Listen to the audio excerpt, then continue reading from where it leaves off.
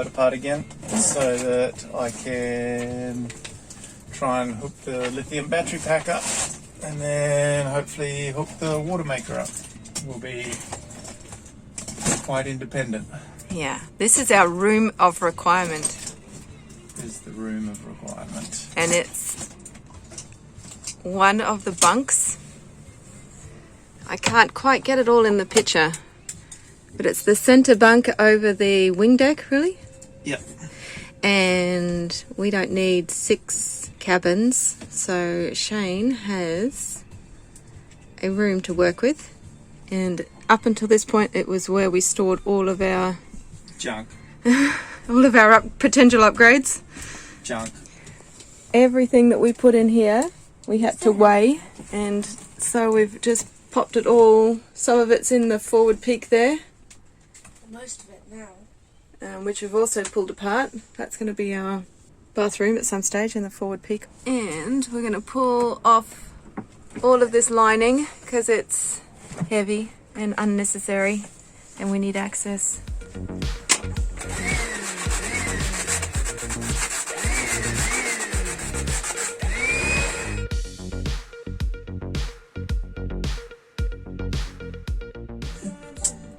So it's pretty obvious there's a water leak up here that's been here for a while, so the ply liner stuff is quite unsavory.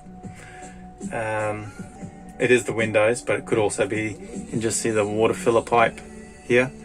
I'm pretty sure I sealed that when I replaced the hose, but I can't remember. I'll check if I sealed it. But this bulkhead here, you can see they've got some carbon on here. That's why it's a bit black looking. The black on the timber though was mould, not not carbon. Or it's carbon life forms. But what's really interesting is I was talking about corrosion and corrosion inhibiting and stuff like that, and why I love Tef Gel. And here is a perfect example of carbon versus aluminium.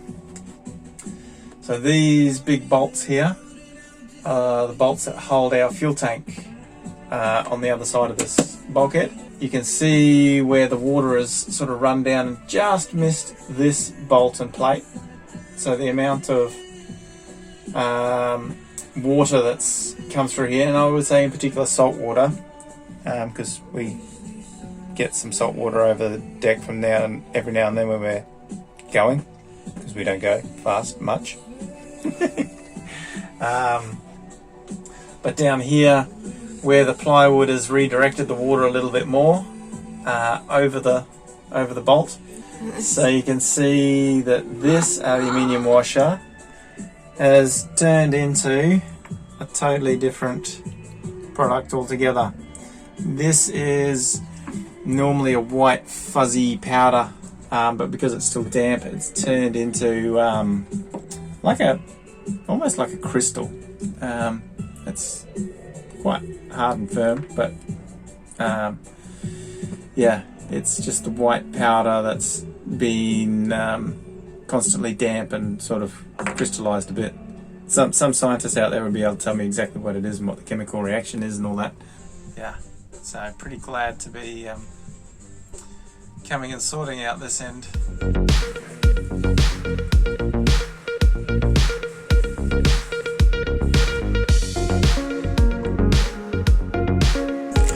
Yeah, so I have 2 BMSs. I ended up going with a German guy's BMS. It's called litrade.de, and this is a full active balancer, and it's only €200, so it's quite well priced. It doesn't have a lot of fancy and fandangle features, which is good and bad. It has no Wi-Fi and all the rest of it to check and all the rest of it, and it's very simply pre-programmed. And it has 2 outputs, one for over voltage and one for under voltage protection. And it can handle 4 and 8 cell setups, so that's 12 or 24 volt. So we'll be running the 24 volt, and it's auto sensing. So when I connect all these wires up to the 8 cells, it auto senses that those 8 cells are there. So it's a 24 volt system. It's 12 volt. The remaining 4 wires or whatever it is go to the last cell, which then it indicates that it's a 12 volt system, and it works well. And a German friend of mine that is using this has been using it for years continuously non-stop as a liveaboard without a glitch at all, as we understand it. Well, he's certainly one that if it's working, it works. If it doesn't work, he'll get a different one that he doesn't have to use or maintain and all the rest of it. He admits himself he's a lazy boy, and he likes something that is very simple and works, and he doesn't have to do anything about, which I do like, in that it's a super simple and hopefully very reliable setup compared to some of the other balancing systems that we have seen around and have been a little bit troublesome. The only thing I don't like about it is that it is an exposed printed circuit board, so I will be trying to find a silicon conformity paint thing. So basically you paint this circuit board to protect it from the elements. There's acrylic ones, silicon ones and urethane ones, and apparently the silicon one is the best option for us in the marine environment. And because I'm running 2 24 volt cells so that every single cell is monitored, I've got 2 BMSs, and I'll be running 2 packs in parallel so that I can monitor every single cell. And because these were reasonably well priced, I could afford 2 and do it like this rather than 1 BMS and have things in parallel inside the pack, where 2 cells would be in parallel and I wouldn't be able to monitor each cell. And the reason I want to monitor each cell is that I have inherited second-hand cells. They came from a pack that didn't have a BMS system on it, and it was left to discharge below the voltage, and I managed to find cells that are acceptable, but because of this they aren't perfectly matched. Because they're not perfectly matched, the BMSs do need to work quite hard. And that was the other reason I went for this BMS system, is that it can handle 3 amps of balancing, and in balancing world that's a lot of power. So having this big 3 amp balancer with my cells that don't perfectly match was a big driver for me to go down this route. So I'm now having to figure out how to set up and lay out the system in the boat. Yeah. You don't know where to start. Oh, I don't. Yeah. I know I've had to do it, but I don't want to do any sanding and painting and all the rest of it. And here I am pulling things apart and sanding and frickin' painting with no orbital sanders, because we're on anchor, so we've got no 240 at the moment. I've got no inverter or power to help us in this scenario, so it's a full chicken and egg situation where I need to put a battery pack together so I can hook up an inverter, which will then give me power to then run my vacuum cleaner, which I don't have, and my orbital, which is broken, to do this job of sanding and painting. So yeah, it's very challenging at the moment, to say the least. Now this is 3 days in the making just to get to screwing it to the bulkhead stage, but it was important to work out the wiring and stuff first, right?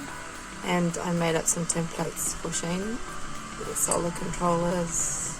So that there is charging and discharging, because we think we might have a dud cell.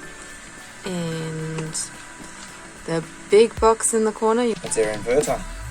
turns the 24 volt battery voltage into 240 volts that everyone is accustomed to using in their house. Yeah, so we're quite ambitious with our electrics on this boat, aren't we? Because it's 30 years old and what we have had, or what we have bought with the boat is pretty much redundant, isn't it? There's nothing... Yeah, we basically bought a boat with no electrical systems on it at all. No. Or electronics. Well, No it electronics. had some, but they didn't work. There was no autopilot. There was no... No instruments. No. Oh, the depth sounder worked. Yeah, the wind gear didn't. Yeah, wind gear didn't. The batteries that it had were complete duds. They held a charge for about 2 hours. The solar panels that were on the back, there was two 50 watters, old BEP ones from Australia, and one 100 water or 150 water in the middle of those two, and it didn't work at all. So I ended up buying a new 100 watt panel in Greece, and I also bought two AGM batteries when we first got the boat in Italy, and at the time that was quite a big expense for us. Yeah, so we've been pretty much cruising or living on the boat for the last 3 years with only two AGM batteries on board. 200 amp AGMs, which are basically you can get 100 amp hour usable amp hours out of it if the batteries are in good condition. Now we're going to have, we spoke a little bit about solar and how we'd put the hard top on in our last video. So we have two 295 watt panels on the back, so just under 600 watts over the dinghy, and I'm planning to put another 800 watts on the roof if I can. I'll see what flexibles I have available and whatever money I have available, because it's quite expensive. Because we're not just putting any old flexibles on there, I want to put reasonable flexibles on there that are going to last a while and have decent outputs. So the ones that will be going on there are not your cheap Chinese rubbish, whereas the rigid ones, you can get cheap Chinese ones and get away with it. They won't burn your boat down. With the flexibles, you get cheap Chinese ones, they will burn your boat down. So we're going to buy the expensive Chinese ones. No, I think the ones I think that might be Chinese. Yeah, the more expensive Chinese ones. I think that everything's out of China. Yeah, the Solbean ones are supposedly French. I don't know whether they're made in China or not. But they're ridiculously expensive, and I've seen a few issues with those that I wasn't happy with. The ones I'm looking at, I've seen fitted to particularly Dutch boats that are fitted rigs to. So every time I go and fit a rig to a new boat, I go and check out what solar panel system they have on board, particularly if it's a semi-rigid, and sort of seeing what people are using and what's working and what's not working and how they sort of stack up, bang for your buck. So I do have a particular panel in mind, but certainly we'll also look for alternatives to it. Shayne's champagne taste on what was it? My cordial juice budget. How much solar did we mention how much solar we hope to get? When we started with the boat, we had basically 150 watts of solar. And we want to we go currently have just 600. under 600. And when I'm finished, I want to have 1.2 kilowatts or 1.1 kilowatts, depending on what I can afford and what I can fit. So we will have a lot of power available to us. Well, we have an induction. We have an induction cooktop, gas hob hybrid thing. Yeah, which is pretty cool. But It's a ball ache at the same time. It's not particularly practical, but it's kind of cool that we have gas and induction options.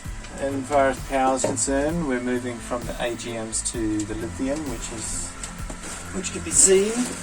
So that bank there is, I'd have to do the calculation here. I think it was just a fraction lighter or the same weight as our 200 amps of AGM. So this, if I hooked it up in 12 volt again to match my AGMs, we'd go from 200 amps to 720 amps with this.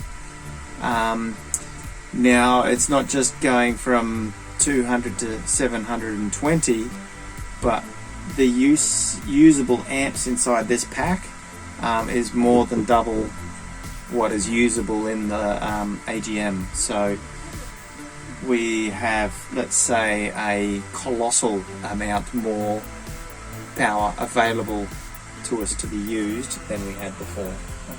So I'm changing the boat from 12 volt to 24 volt. People go, why are you doing that? That's crazy! But you are crazy! Yeah, I am crazy! There's a good reason. I had some good chats with the electricians from Gunboat. Some very smart guys there. Much smarter than I am at this stuff. And the more I spoke to them about it, the more they actually said converting our old boat to 24 volt is a really good idea, because of the old wire. Without ripping all the old wiring out, we can sort of get a little bit more life out of our current wiring, because at the end of the day the wires get a little bit tired, get a little bit of corrosion in the ends and all the rest of it. And by jumping from 12 volts to 24 volts, we actually reduce the amount of amps going through those wires and reduce the risk of heating the terminal ends and all the rest of it. So it's a pretty smart move. The issues with going from 12 volt to 24 volt is obviously all the consumers, or the things that use the power. So your lights, your fridge, your autopilot, your instruments, the windlass, and all the bits and pieces need to be able to be 24 volts, or in our case, we will still run 12 volt, but only for some of the lights and for the instruments, because it's too expensive to swap, particularly the instruments, over to 24 volts at the moment. So that's what this is for. So this will take my 24 volt DC from the big pack and convert it to 12 volts, so that I can run my instruments on 12 volts still. And knowing exactly how much all my instruments draw and all the rest of it, I know exactly how big this needs to be, and I've actually made it much bigger than it needs to be. And all it did was cost me an extra 50 euros. On the 24 volt side, the fridge can be either 12 or 24, so straight away that was a winner. The water maker, that's 24 volt, and I actually, when I originally got it, it came with a 24 volt pump on it. The only thing that I need to actually change is my ankle winch windlass motor from 12 to 24 volt. That's the only component in the whole system that I actually have to change out as a consumer to suit our 24 volt system. And coming right back to why I went 24 volt was because of this thing. Going from 12 volt to 24 volt, I halved the amount of amps that went from the battery pack into this, which halved the size of the cables that I needed pretty much. So I went from, I'm using 25, with the 24 volt system, I can run 50mm square cable, or 235s in this case, which are cables that are sort of as thick as my finger.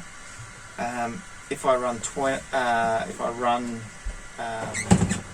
12 volt, I have to run 70mm square, which is cables that are thicker than my thumb. Like they're massive cables, which gets expensive and heavy. So it was good to go to 24 volt, and it reduces all the loadings through all this as well. So it turned into a no-brainer.